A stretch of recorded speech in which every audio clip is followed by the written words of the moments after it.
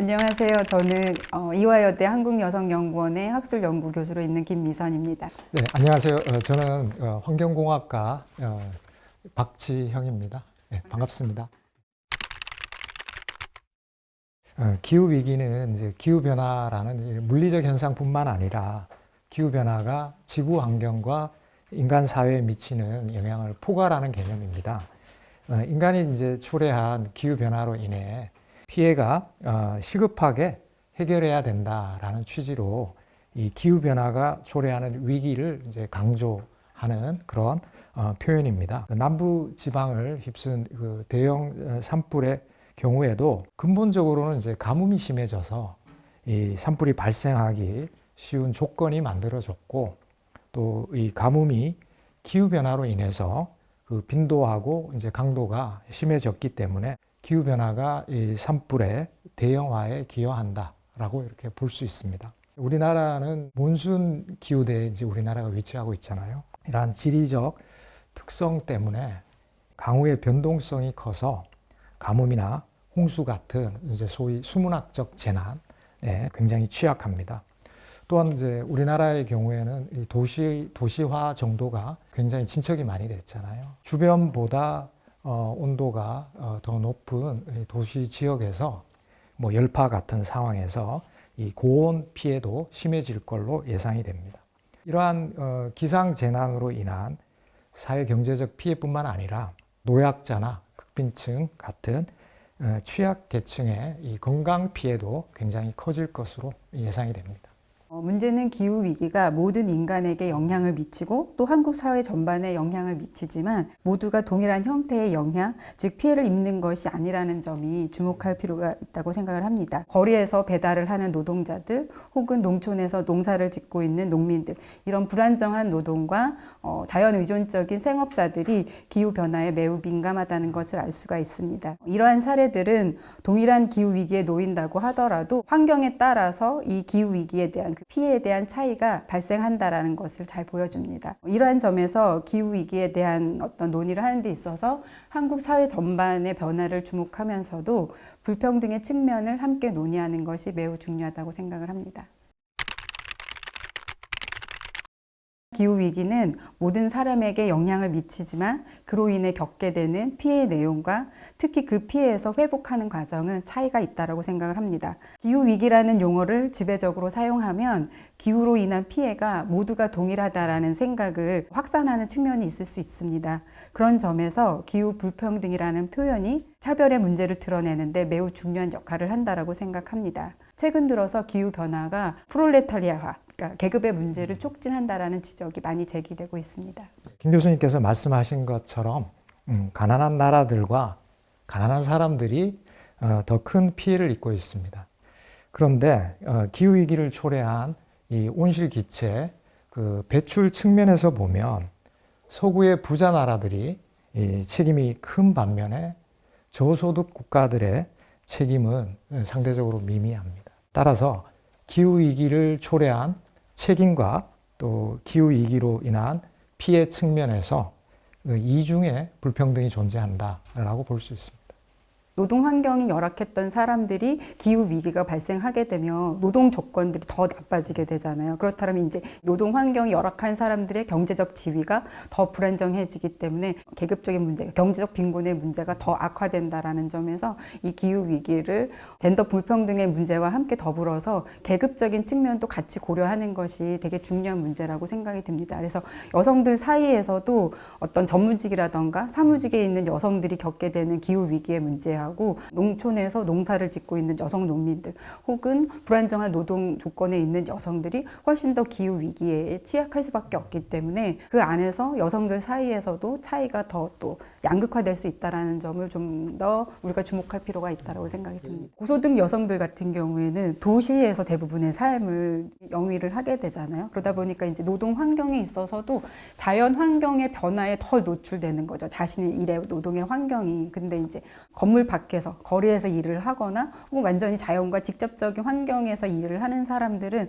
직접적인 자연 기후의 위기에 훨씬 더 크게 영향을 받게 되고 그로 인해서 육체적인 질병이 생길 수도 있고 경제적인 활동에 있어서도 소득에 직접적인 영향을 받고 있기 때문에 도시에서 사무직 여성들의 어떤 일의 환경과 자연을 직접적으로 하는 자연 생업적인 특징을 갖고 있는 여성들이 되게 다를 수 있다고 할 수 있는 것 같아요. 도시에 있는 여성들은 자연과 직접적인 방식의 어떤 경제 활동을 하지 않기 때문에 기후 위기가 오더라도 농촌에서 농사를 짓고 있는 여성과 그다음에 도시에서 사무직 형태의 경제 활동을 하는 사람들이 경험하게 되는 어떤 차이가 나타납니다. 이게 조금 아이러니라고 볼 수 있는 게 그 갇힌 공간에서 예를 들면 굉장히 더운 여름에 에어컨을 많이 가동을 해서 오히려 문제를 더 심화하는데 또 이렇게 기여를 하는 측면이 있어서 네, 그 지금 되게 중요한 얘기를 해주신 것 같아요. 그러니까 사무직 노동자는 에어컨을 사용하면서 외부의 기후 위기를 더 악화시키는 어떤 그런 환경에서 일을 하는데 거리에 있는 노동자들 혹은 어떤 농촌에서 농업을 하는 사람들은 기후 위기뿐만 아니라 어떻게 보면 이제 도시에서 더 많은 자원을 에너지를 쓰는 사람들에 의해서 또 이중에 피해를 입는다라는 점에서 그런 부분들이 되게 중요하게 언급될 필요가 있는 것 같습니다. 네. 기후 정의라는 게 이 기후 위기의 원인을 파악하고 또 해결책을 찾는 데 있어서 꼭 필요한 어떤 핵심적 개념이라고 생각을 합니다. 기후 위기를 초래하는 온실기체 배출 측면에서 보면 그 국가들 사이에 소위 말하는 차등적 책임이 존재합니다. 그 자본주의 세계 경제 내에서도 부자 나라들 그리고 가난한 나라들 사이에 이 책임의 차이가 존재한다라는 그런 뜻이 될 겁니다. 온실기체가 배출되면 이제 금방 사라지는 게 아니고 짧게는 수년에서 길게는 수만 년 이상까지 아주 오랜 시간 동안 이제 대기에 잔류하는 특성을 가집니다. 그래서 이제 현재의 배출량도 중요하지만 그 과거의 배출량을 우리가 동시에 생각을 해야 되는데요. 이 과거의 배출량이라는 게 역사적 책임을 이제 말하는 거죠. 불평등 연구자 중에 이 제이슨 히켈이라는 분은 기후 정의의 관점에서 온실기체 그 누적 배출량, 얼마나 지금 배출하고 있느냐, 현재의 관점이 아니라 누적 배출량에 기초해가지고 국가별 기후위기 기여도라는 것을 이제 평가를 했습니다. 그분의 평가에 따르면 미국하고 EU 28개국을 합쳤을 때 전체 기여도의 70%, 그리고 우리가 소위 선진국이라고 말하는 고소득 국가들이 90% 이상의 책임을 진다. 이런 결과가 나왔습니다. 근데 2022년에 그 대홍수가 발생한 파키스탄의 경우 국토 면적의 10% 이상이 물에 잠겼고 1,700명 이상이 사망하고 또 200만 명 이상 그 수재민이 발생했습니다. 그때 파키스탄에서 이제 얘기가 됐던 게 파키스탄은 현재 온실기체 배출량이 굉장히 적어서 전 세계 배출량이 1%가 되지 않고 또 아까 말씀드린 그 히켈의 평가에 따르면 기후 위기에 대한 국가 기여도 차원에서 거의 제로에 가깝다라고 볼 수 있습니다. 당시에 파키스탄 정부에서 선진국들이 파키스탄의 그 재난에 책임을 져야 된다, 보상 책임을 조금 져달라라고 주장을 했는데요.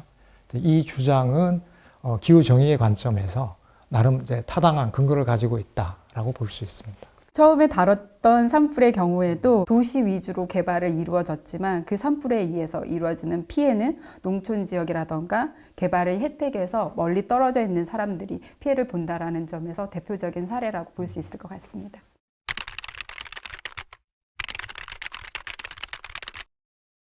기후 젠더 정의 혹은 페미니스트 기후 젠더 정의라는 용어가 있습니다. 기후 위기에 의한 젠더 불평등을 쉽게 이해하기 위해서는 가부장적 자본주의라고 하는 어떤 정치 경제적인 측면을 고려하는 것이 매우 중요하다고 할 수가 있습니다. 개발의 과정이 남성 중심적이고 자본주의적인 방식에서 이루어지면서 기후 변화라던가 기후 위기가 발생했던 측면들이 있습니다.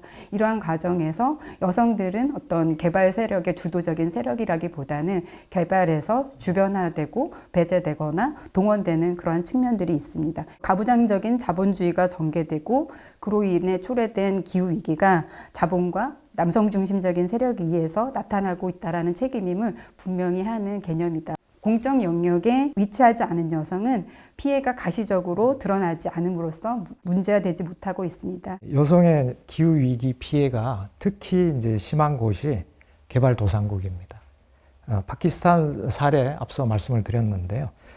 2022년 대홍수 이후에 가난한 가정에서 여자아이들이 10대 초반에 어린 신부로 이렇게 팔려나가는 그런 일이 늘고 있어서 큰 충격을 주고 있는데요. 이 어린 신부들이 일종의 기후 위기가 초래하는 여성에게 가하는 어떤 그 피해를 상징하는 존재다라고 볼 수가 있습니다. 대홍수 이후에 생계가 어려워진 이 가정에서 우리 돈으로는 한 100만 원 정도밖에 안 되는 돈을 받고 심지어 15세 미만의 그 어린 딸을 시집 보내는 일이 아주 빈번해지고 있는 겁니다. 이 사례를 통해서 이 가부장제 그 모순이 심한 사회일수록 사회적 약자인 여성이 기후 위기의 피해자가 될 가능성이 더 크다라는 그 사실을 잘 확인할 수 있습니다.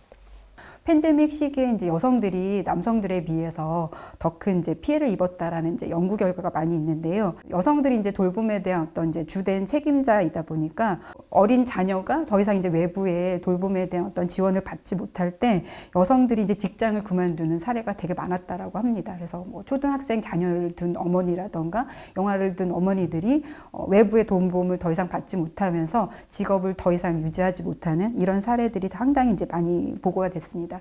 그러면서 여성들이 이제 집에서 고립된 채로 있으면서 우울증이라고 한 어떤 정신적인 피해가 상당히 이제 크게 보도된 바들이 있습니다. 여성들이 똑같은 어떤 재난 상황에 놓인다고 하더라도 여성들이 이제 정보라던가 혹은 이제 자원의 부족 때문에 피난을 하는데 어려움을 겪고 있는 어떤 이런 부분들을 얘기할 수가 있습니다.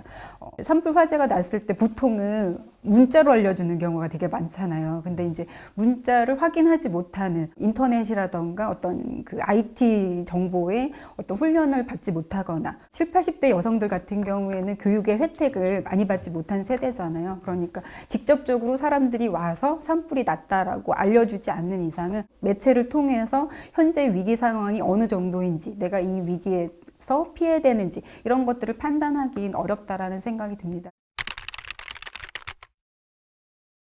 에코페미니즘이란 환경과 생태 문제를 페미니즘 관점에서 문제 제기하는 것입니다. 에코페미니즘은 여성의 억압과 착취의 측면이 자연과 비슷한 측면이 있다는 것을 주목하는 것입니다. 그리고 이제 인간 중심주의를 문제시하고 생태적인 측면을 강조하면서 동물, 식물 등 다종 간의 관계를 주목하고 있습니다. 젠더화된 성 역할이 오히려 또 이제 여성들이 기후 위기에 관심을 갖게 하는데 되게 중요한 역할을 하는 측면도 있습니다. 그래서 여성들이 돌봄에 대한 이제 성 역할을 하게 되면서 육아라던가 식사라던가 가족에 대한 관심 그리고 타인에 대한 이제 관심들이 확장이 되면서 에코페미니즘에 대한 어떤 관심들이 일상적으로 되게 많이 증가하고 있는 측면이 있고 윤리적 소비에 젊은 여성들이 이제 상당히 많이 관심을 갖게 되면서 어떻게 보면 에코페미니즘이 여성들 사이에서 어떤 구체적인 실천과 연결된 어떤 그런 사상으로서 되게 많이 확장되고 있는 그런 측면들을 최근에 많이 볼 수가 있습니다. 여성의 경우 왜 더 위기에 대해서 강한 어떤 감수성 이를 가지느냐 이제 생각을 해보면 말씀하셨듯이 이제 이 사회적 약자로서 그 기후 위기로 인해서 내가 더 피해를 입고 있지 않나라는 생각, 이제 이러한 의식이 1차적으로는 이제 기후 위기에 더 이제 민감하게 대응할 수 있게 하지 않나. 기후 정의의 관점에서 보면 이 기후 위기에 이제 더 많은 책임을 져야 되는 사람들은 오히려 현재 자신의 기득권을 유지하려고 기후 문제를 회피하는 이제 그런 경향을 볼 수 있습니다. 이제 내가 이제 피해자라고 생각하는 사람은 이제 완전히 다른 이런 행동을 보이는데요.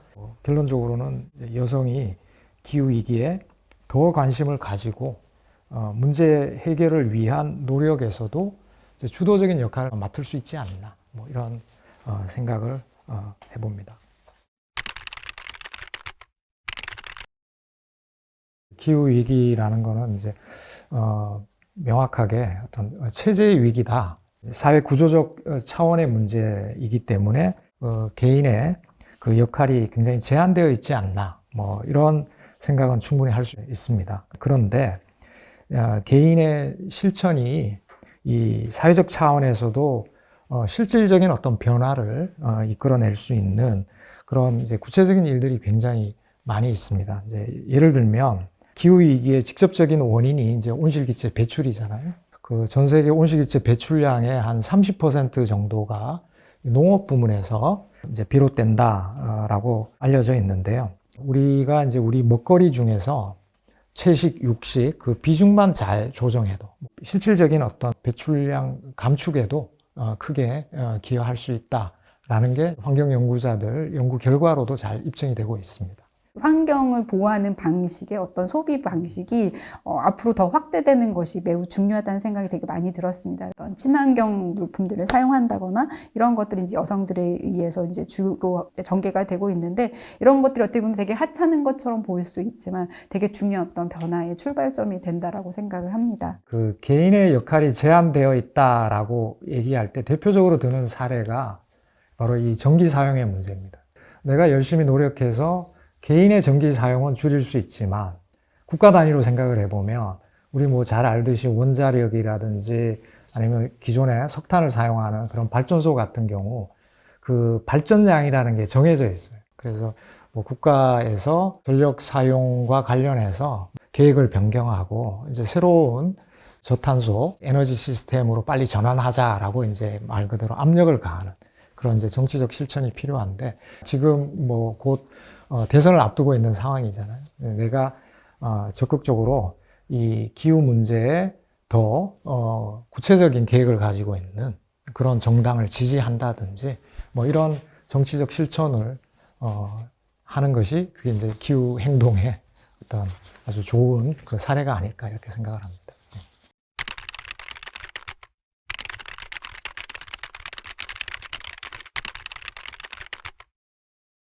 기후 위기의 원인이 결국에는 이제 지나친 개발과 그다음에 성장, 소비에 있다라는 어떤 구조적인 차원의 문제를 인식하는 건 저는 정말 여전히 되게 중요하다고 생각을 해요. 우리 개인의 실천이 되게 중요하긴 하지만 구조적 문제를 분명하게 인지를 하고 어떤 정치 경제학적인 측면에서 어떤 이 개발의 주도적인 세력, 그다음에 이 정책을 집행하는 사람들이 이것을 변화해내는데 되게 중요한 어떤 책임을 있다라는 것들을 이해하는 것이 너무나 중요하고 그런 어떤 권력 혹은 제도의 변화를 이끌어내는 것이 결국에는 또 개개인의 어떤 아까 선생님께서 말씀해 주셨던 것처럼 실천과 노력이 있어야지만이 가능하다라고 생각을 합니다. 우리가 모두가 앞으로 이 기후 위기를 경험하게 된다라는 점에서 내가 그 피해 당사자가 된다라는 것도 매우 중요한 부분이라고 생각을 합니다. 그러한 인식이 있을 때 어떤 변화에 훨씬 더 적극적으로 참여를 하고 또 실천을 할 수 있는 어떤 계기가 된다라고 생각을 합니다.